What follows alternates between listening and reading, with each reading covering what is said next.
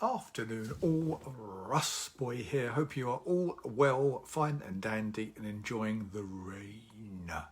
I always do seem to start off my live stream with an update on the weather.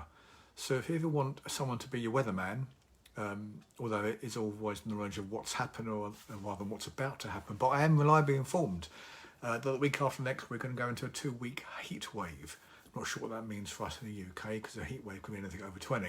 But this rain hopefully be short-lived and we can enjoy our summers, although we've been very lucky already. But I ramble on unnecessarily. Let's get straight into the reason I want to talk today. It's about calories, and it's the best calories for fat loss. And you'll be thinking, oh, is there a good calorie for fat loss that I can eat? A good food that will help me lose weight? And before I get to the answer to that, let's just address the types of foods and the types of calories in food. So calories is a measure of energy. That's all it is. So we require calories, we burn calories to survive, and we ingest calories to help us when there's not enough calories in our body, so we can survive. Simple as that. But if you take two different foods, I'm going to use a food that I showcased a short while ago when a friend of mine decided that she likes eating, and she knows who she is. I'm sure she won't mind mentioning it. I'm not going to mention her name.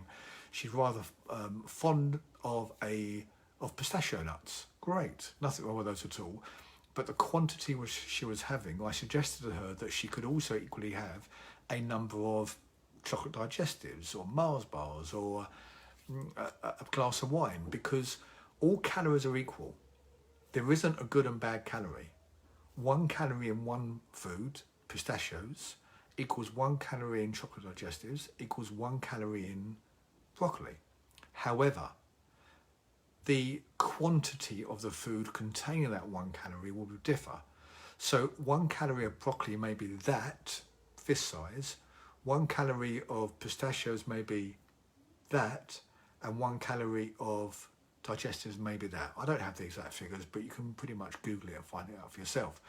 The point I'm making is there are some foods which are more nutrient dense and better for you because they'll fill you up for longer than other foods. However, if you want to survive on, let's say your calorie intake for the day is 2,200 calories a day, which is quite normal for a male, for a female probably 15, 16, 1,700. All dependent on size and a number of things, and I won't go into detail of that. If you want to know more about that, you'll ask me. But if you look at those two different people, the man, hence myself, at 2,200 calories, to maintain, I could have 10 Mars bars. In fact, let's not use Mars bars, let's use pints of beer, because I know pints of beer are roughly 220 calories. Afternoon, Steve. So I could have 10 pints of beer per day and never put on an ounce of weight. However, 1, not very nutritious. 2, not going to fill me up. 3, leaving me with a hangover means you want to drink more. And you just can't survive on it, quite simply. So you need to reduce some of the beers and put in some good food to equal it out. But the point is, you can, from a calorie point of view, from a weight loss point of view, or maintenance, or putting on weight, whatever your goal is, you can choose to have any food. Any food. The better foods are the ones that take up more space in the stomach, i.e. veg, for example, because they're water-based, expand in the stomach, generally. The best food and proteins, the best food which satiate you, fill you up the best for the least calories. Because that means you can have more of them. So you keep yourself fuller for longer. We won't go into whether you're full all the time on a diet, because that's what we're talking about now. Because I believe you will feel hungry in a diet, whichever way you look at it. There's moments where you will feel hunger because the body is expecting more food than it's used to.